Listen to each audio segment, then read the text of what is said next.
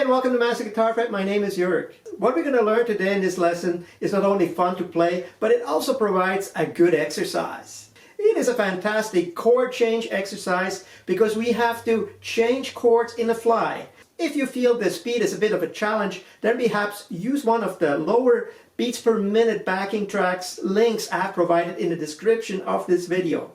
Okay, you have several there to choose from, so pick your poison and then bring it slowly up to the original. If you get something out of my lesson, please subscribe, hit the bell so you get notification when new lessons go up. Thank you very much. The other benefit this lesson provides is the strumming. The strumming is very unique, it's very funky, and it's fast. We're going to go over this step by step. I'm also working on a lead solo lesson for this rhythm, and when available, there'll be a link right up here. For this lesson, I created a chord progression using the Hendrix chord, a 9th chord and 7th chords, all in the same position. Hendrix used this chord extensively in the E position because of the bass note, the open E. We're going to use this key today, so we're going to hang out in that 7th fret position, right? That's the E.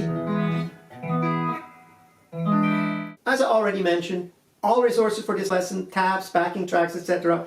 are available in my description, absolutely free. So let's go listen to the demo and then we're going to break down the strumming pattern as well as the progression.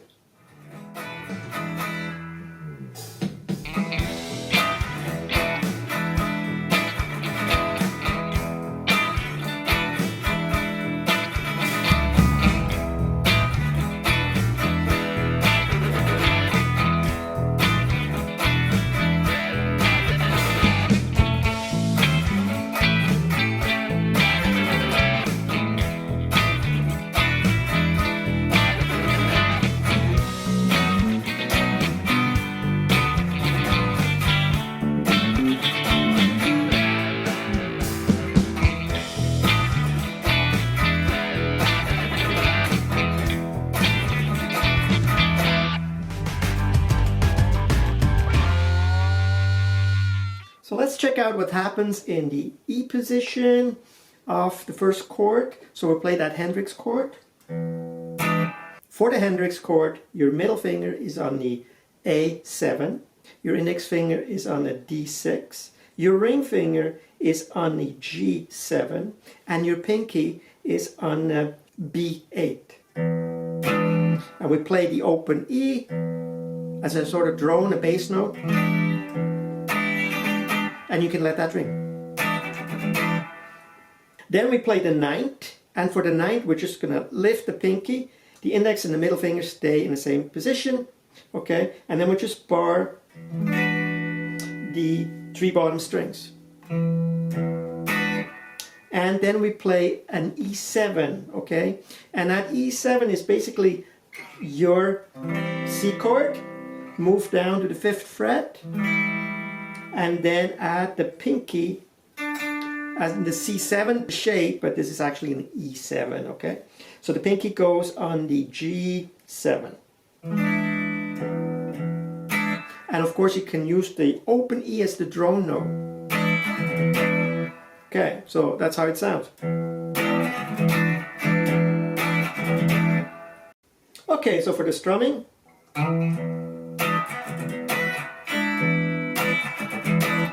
so your middle finger slides from A5 to A7, hit the bass note, open E, and that gives you time to put your fingers in place for the rest of the chord. And then we're going to mute. Okay, let me do this 3 times. Lift your fingers to mute the strings, and then we're ready to play the E9. Just once. And then we go to E7. We hit the 3 bottom strings and the bass note, the open E.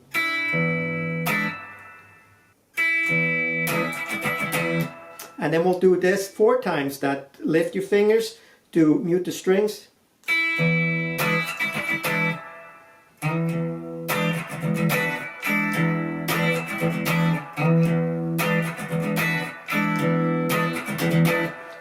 So perhaps you're going to practice that so you get the strumming down even before you get into the next chord. So we play this section on E 4 times, then we'll move down to the 12th fret and we'll play the same thing but without the open string. So we slide with our index finger on the 12th fret on the A string and we'll make that Hendrix chord there, and that's a Hendrix chord. Now we don't want to hit the E string, so try not to hit that. Okay, so we hit that twice, and then we're going to the same pattern. The challenge here is not to hit that E, and I mean I hit it sometimes by mistake. If you can, put your ring finger on it so it mutes it. So we play that only once. And then we'll go back up to the old familiar. And then we're going to the turnaround. For the turnaround, we play an A7 shape bar chord. Okay? So we bar on the 5th fret, middle finger goes on the 6th fret on a G, and the ring finger goes on the 7th fret A. And we'll do this slide. Then G. Same shape. Then we'll do a C7. Okay, so bar 3rd, and then ring finger on the 5D, and the pinky on the 5B. And then we'll slide that to the 5th fret, that's a D7. And then on A, and we pause. Okay, there's that pause there. And you hear that in the backing track or on the drum track, bass track there. Okay, so I'm going to go to that turnaround again. So 4 times. Same thing here. So to master that turnaround, again, practice it a few times.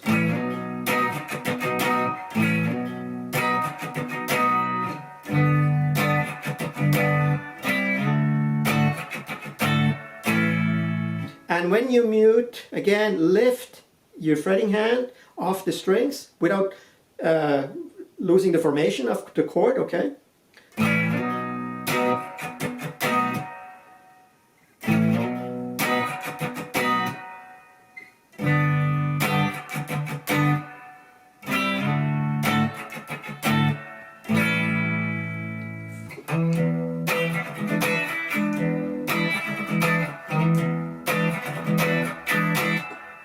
Okay, and then we play that same thing twice in the E position, and then there's a stop, and then it starts again.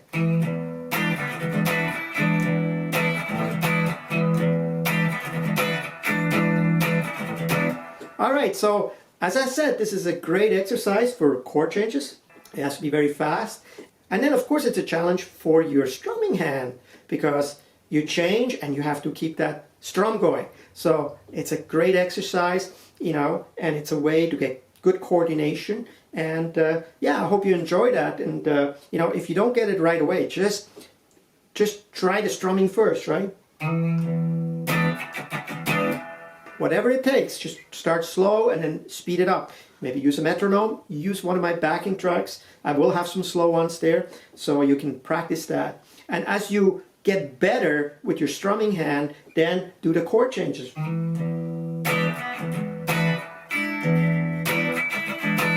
Okay? You know, if you're not 100% clean, that's okay too, right? I mean, the strumming is a beat. It doesn't have to be exact all the time. If you miss one, the beat's still there. You just miss that beat. So that's actually okay.